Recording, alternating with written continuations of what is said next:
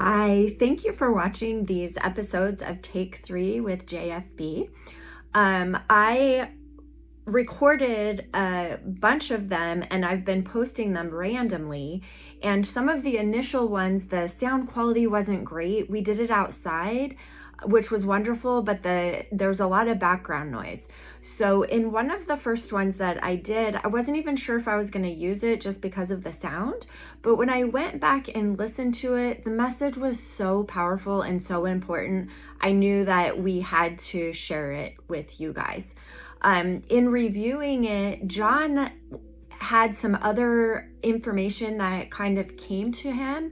And so I asked him the question if he would kind of share his response of when Brian passed. And even though this was such a emotional and very personal part of John, he was willing to share with me some of how he was feeling. And so I wanted to share that with you before I share with you the original question that was posed to him. So John said, I had twin sons, Mark and Brian. Both were incredible in very different ways.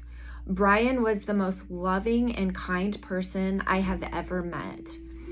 I awoke to police banging on my door at 3 a.m. They said my son Mark was trying to get a hold of me and the phone service was not working. I called my son Mark and they told me that my son Brian had just passed away. I didn't remember much from that point on. After 3 days, it's just totally blank for me. I went into this very deep, dark abyss, which was horrible. It was just the shock of it all and never expecting my sons to die before I did, especially when I was so close to them. Anyway, once I became more conscious again, I had about 3 more days to gather my strength. I had a very large group of therapists and physicians coming to see me in Cape Cod for the myofascial release seminar series. So I gathered my strength and I went and I dedicated the seminar to Brian. I felt his strength. I still get extremely emotional thinking about him.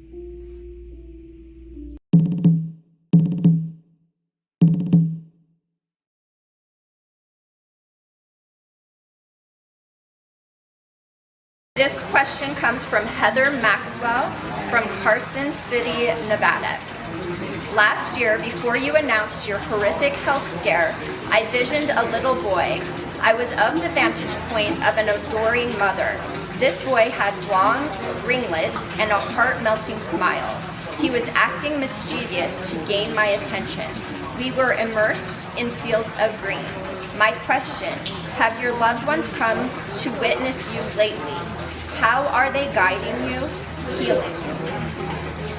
Well, interestingly, when I was a little boy, I had beard. The hair eventually turned kind of brownish and darker.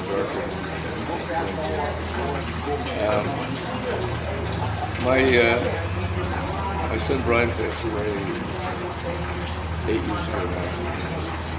He was very helpful. Mine was very loving. Was there any information that he shared with you with those visits that you'd like to share with us? Well, some of the things that I teach, like don't give up. You won't prove. Patience, particularly. It's a very tedious period, a very painful period. The God lessons are just persevering. So I had, right before this happened too, I was sitting in a chair, a big padded chair, and I was almost sort of drifting up in the street. I felt something in my heart. I looked down. Here was Brian as a baby. Thank you for sharing. I just wanted to reiterate some of the words that John said, sharing his experience. So he said, I had just gotten done with a seminar and was very tired. I was quiet myself. I centered myself very deeply, and all of a sudden, I felt a weight in my arms. I was cradling Brian in my arms when he was a baby, and he looked at me with such love. Brian, I will love you forever. Thank you, John, for sharing this deeply personal part of you. I know that in allowing us to see into your vulnerability and the emotional things that you have faced, you are helping others just like you've helped others in so many ways. Thank you, John.